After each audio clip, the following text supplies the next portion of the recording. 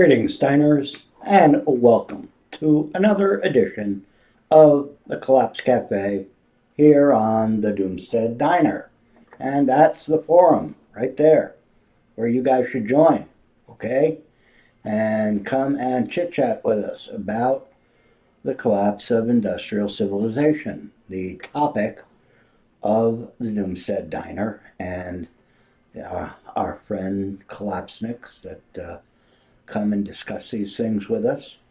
And we would like for all of you to become one of those people because the more the merrier. Okay, misery loves company, right?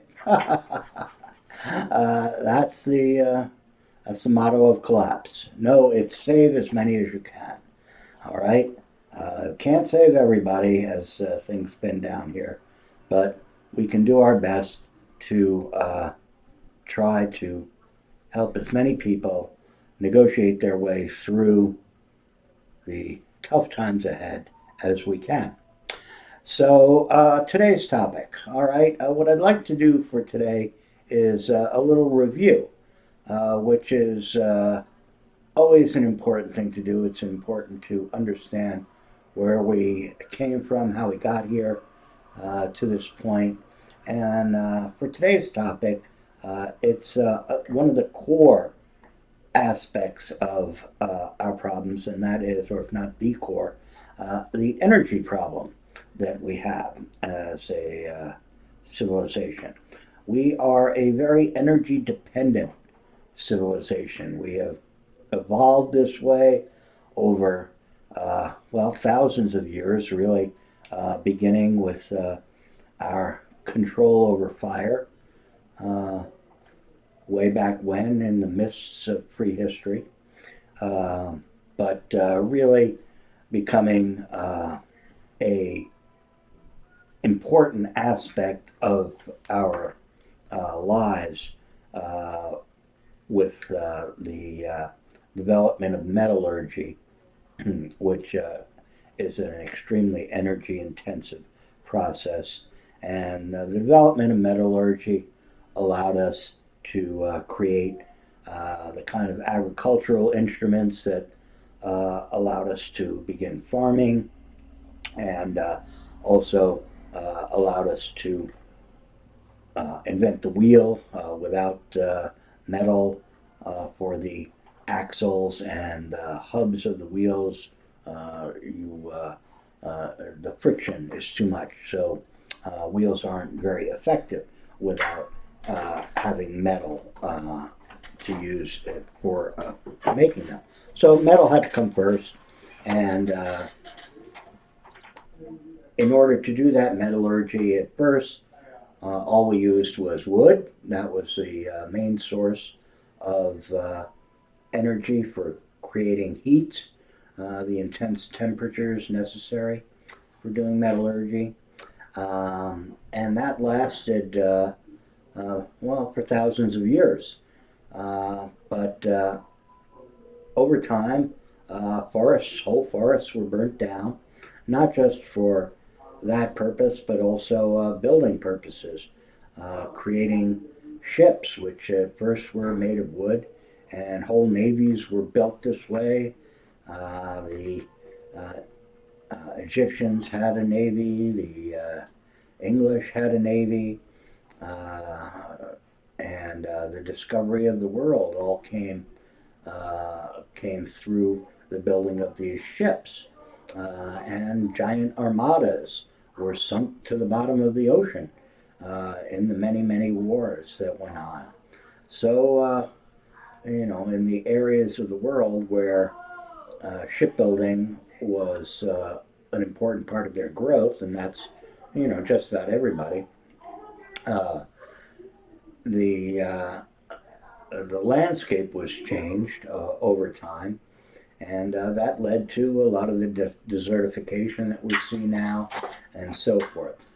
So that changed the way things were going, and then things changed even more with the uh, application of fossil fuels. Started with peat, and then moved to coal, and then to oil and natural gas as our sources of energy in the last couple of hundred years. And over that course of a couple of hundred years, we have managed to burn up just about all of the easily accessible sources of those things on the planet. They took millions of years to create through living processes and got stored in layers and layers underneath the earth. And over time, we learned to drill and pull it all up to the surface so that we could use it and burn it. And so we've been going about doing that. And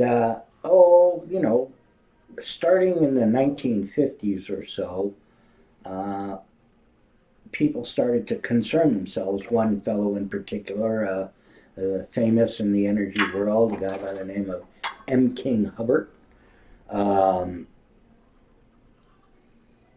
looked at graphs on energy discoveries of new sources of oil, and so forth, and projected that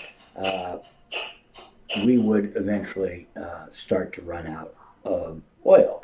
I don't remember the exact dates for Hubbart's predictions, but I think it was sometime in the 1980s or 90s or something like that. And but the fossil fuels lasted longer than that. Obviously, we're still using them, still burning them. And then in the 1970s, a group at MIT created a computer model, one of the first mathematical computer models for looking at not just discoveries of oil, but also other things like population and other resources. And they came to the conclusion that we would be running out of oil and stuff to burn to run the civilization in the early 2000s. And when the early 2000s arrived, we came upon a concept that became very widely promoted in the blogosphere of peak oil. And peak oil has had both a positive and negative effect, that concept, on understanding collapse. It has been positive in the sense that it did bring about an awareness in people, at least a small portion of the population anyway, of the limitations that we have with resources, specifically energy. But on the negative side, because the concept was flawed and the result has been that the predictions of catastrophe that were made in the early 2000s, by now, if you look back at some of those predictions, we should already have be experiencing extensive blackouts in industrialized countries. We should be out of gas to run our cars and so forth. The early predictions that were made during those years, where peak oil was a very popular concept, were essentially not correct. So, as a result of that, you have a lot of people who did follow the blogosphere at the time coming back and saying, well, look, you guys are wrong, and we're not going to have a collapse, and we're going to just continue to plug along here. Yeah, maybe in 100 years or 1,000 years or whatever, we're going to run out of energy, but we don't have to worry about it too much right now. Life is good. Business as usual is going on, and we are discovering alternative sources of energy all the time. And so that has been a negative outcome. It's very hard to convince a lot of people nowadays that we do really have a problem here because, well, start with the price of gasoline, okay? Uh, uh, One of the predictions was that it would become completely unaffordable, and the prices would skyrocket. You'd see $200 barrel oil, gas at the pump would go for $20 a gallon, and so forth, and it would completely shut down our civilization. But that hasn't happened either. Um, and so the question is, why didn't it happen? Well, there's a couple of good reasons for it when you look back on it. Uh, First is that what was being looked at were the conventional oil reserves that we have. Conventional oil is the stuff that was brought up in the early days, uh, easy to get at, fairly near the surface, mostly on land or in very shallow waters. And a lot of it came up of its own accord. It's under pressure underground, and once you popped a hole in the surface of the earth, the oil would just come gushing up. That's why they call it a gusher. Okay, and if you look at, I think there was a movie, There Will Be Blood, with Daniel Day Lewis about the oil industry. The famous scenes are of these wells in Oklahoma and Texas basically exploding with oil popping out of the ground. Um, and that oil was coming basically free. All right. It didn't take any energy at all to get it out of the ground. It came up of its own accord. But the oil that we're getting out of the ground now uh, takes a lot of energy to bring it up, and it takes pumps. And the deeper it is in the ocean and the deeper it is underground, the more energy it takes. And the more energy it takes to pump it up, that means the less energy that you have uh, out of it. That is a return on your investment, if you will. And the concept is called energy uh, EROI. I cannot ever get that straight. Um, the amount that you get back for the amount that you put in. Um, and In the early days, it was something like you got 100 BTUs of energy for every one energy unit that you put in. And now, maybe you're at 10 to 1 or even less than that in some situations, 3 to 1, and so forth. So, uh, the oil that we're getting up now is not as energy rich because of that. Uh, it's costing a lot to bring it up. The other type of oil that has been accessed that wasn't accessed or that wasn't really accounted for in the peak oil models was tight oil and shale oil. Uh, and those are oils that are trapped in rock formations, and that to get them out of the rock formation, they do a process called fracking, which basically blows apart the rock, and then you can get you can drain the oil out of the cracks that you develop.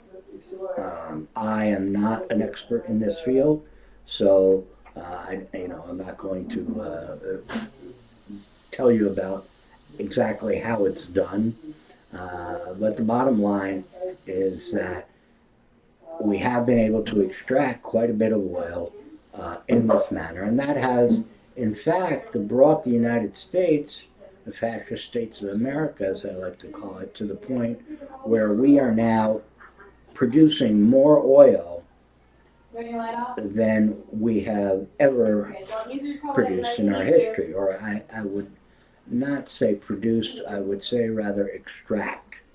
Because we're not actually producing it, the stuff was produced, over millions of years. All we are doing is taking it out of the earth and then burning it. Once it's burned, it's done. It's used up. It goes into the atmosphere as carbon dioxide, and that has its own deleterious effects on our environment and the overall global temperature. Uh, Global warming or climate change are an important outcome that we have to deal with, but not specifically really the energy problem itself. Uh,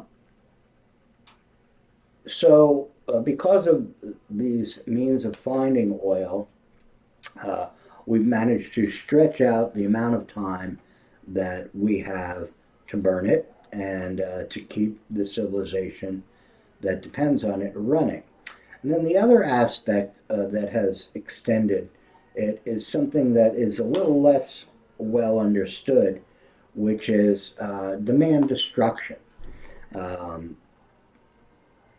as the sources and as the supply dwindles, you have a civilization that has built its way outward, and the furthest out places, which are the ones that were expanding the most rapidly, and they were you have on the one hand the side that is producing more and more oil, but then the other side that's using it, that's burning it up.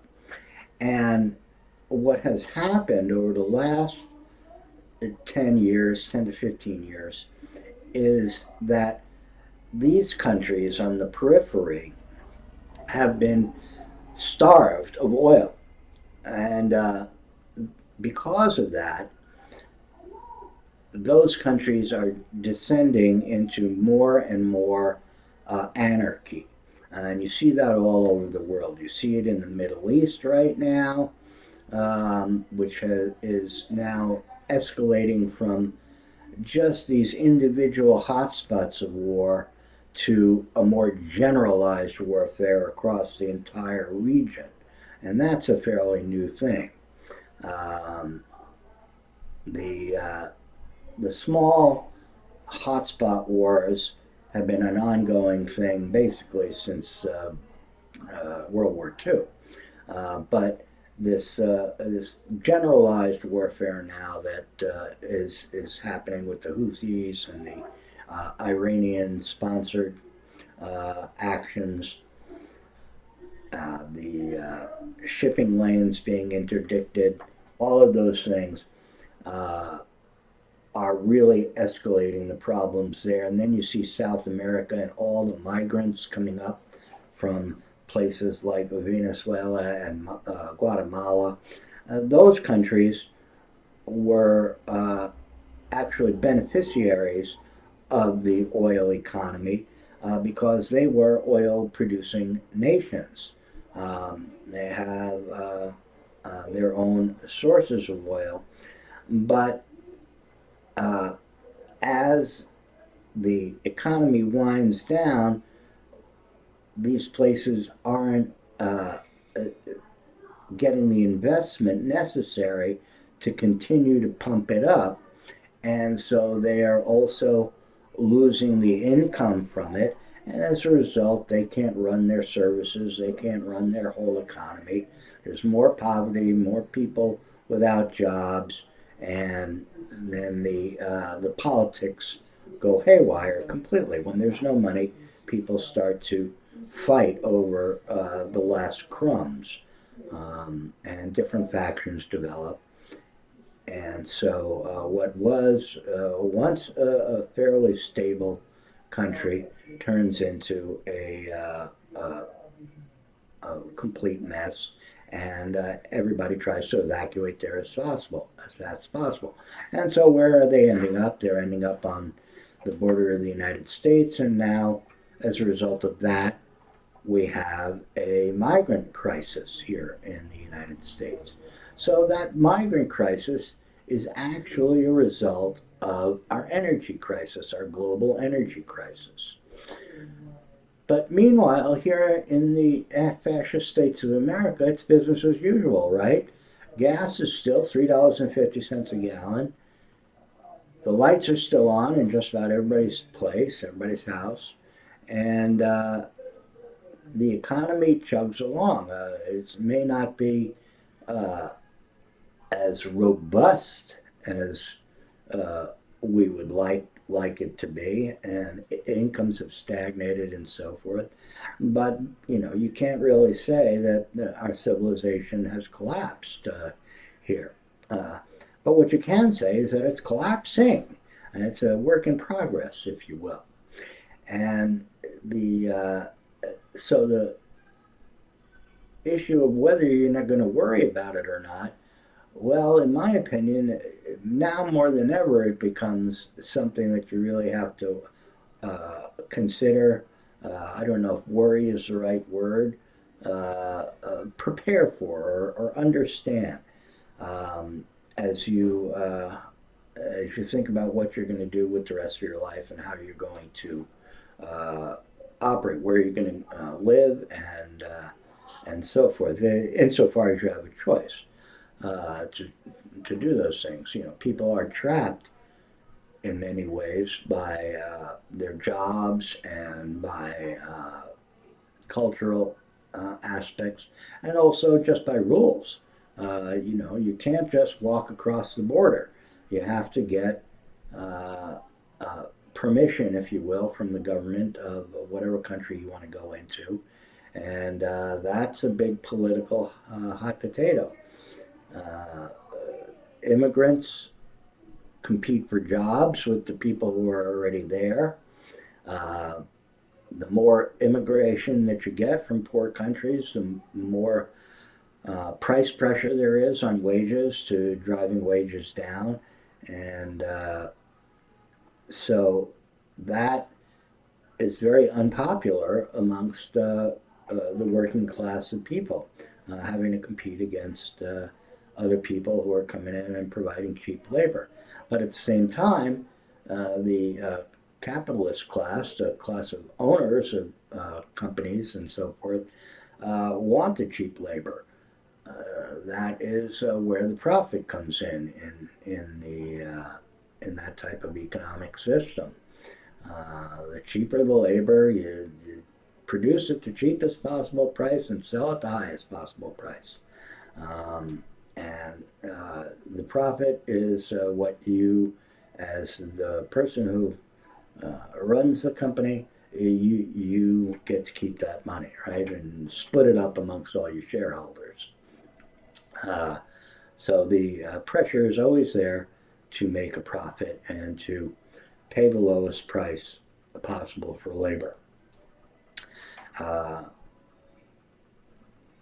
so we've got this ongoing problem of economics, which comes from the energy problem and then spills over into our social systems. And now our housing situation in the fascist states of America is rapidly deteriorating because of the migrant crisis and because of our own homegrown homeless population, which itself is the result of years of malinvestment in the real estate market. Um, and Problems that have gone on there. And for that reason, housing has become unaffordable for not just poor people, but really the middle class. Uh, for people to buy a house, start a family, and so forth, uh, it's becoming more and more out of reach all the time. So these are all aspects of our civilization that are deteriorating at a pace that you can actually see if you pay attention to the news. The question becomes, well, when is it going to reach the crisis point, or a crisis point of so much wrong that the rule of law and um, our social systems really begin to break down? And that's the hardest thing of all to predict. Uh, it can happen very suddenly in places. Things can trigger it off very rapidly. I think if you remember back to the Arab Spring, which happened in I think around 2011 or so. Trying to remember back specifically. Uh, and that all blew off because of food riots that resulted from the self-immolation of one Tunisian food vendor. Um, Now, that incident itself was not the cause of the Arab Spring. It was just a match that lit it off. Um, and you never know when something like that'll go on. You can uh, the all the ingredients can be there. The fuel for the fire of social unrest can be there, but until there's a match that lights it off, you don't know when it's going to happen. Um, Now we have moved into the new year, 2024 here, and when I look at all of the tinder that's out there, all of the stuff that's ready to burn, um, to me it looks like a very, very difficult year on all fronts to get through. We have a lot of action, as I mentioned before, going on in the Middle East right now.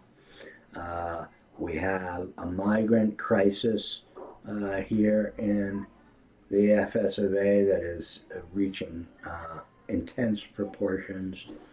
We have a housing crisis that also is reaching intense proportions. And then on top of all that is another very important aspect of the way our civilization runs, which is a debt crisis. Our whole monetary system, which is based on debt, it's the way all our money works, has reached a point now where we are borrowing money to pay old debts. Okay, we're not borrowing money to pay for things that we actually need, like new and better infrastructure and so forth. We're borrowing money just to pay back old debts that we took out.